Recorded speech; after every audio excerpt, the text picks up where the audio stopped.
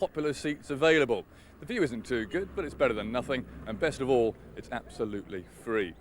But it was a long hot day for England yesterday in the field as the West Indian batsmen responded to Malcolm Marshall's call for greater application, and this is just how well they did. Lara and Chanderpaul added 159 for the third wicket. That's a record on this ground. Carl Hooper looks very well set, and there's still Jimmy Adams, who scored a double century last week for Jamaica, to come.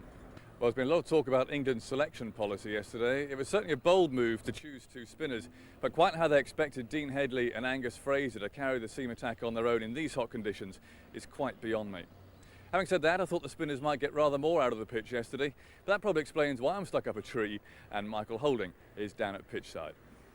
Well, Jonathan, you may think that there are a few problems being up that tree, but there certainly are a few problems down here on the pitch as well.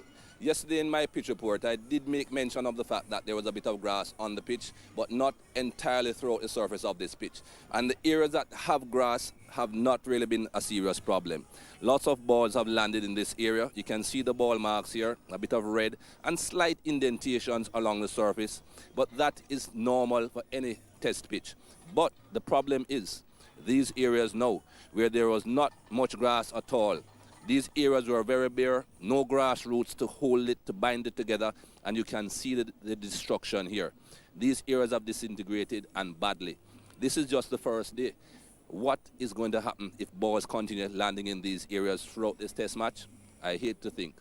I'm afraid I echo those sentiments. Perhaps my tree will be the safest place to be. There was a 10-minute hold-up during the first over because the bowlers' footholds hadn't dried properly. The ground staff are called out bearing all manner of curious horticultural implements, so we'll pick up play in the second over.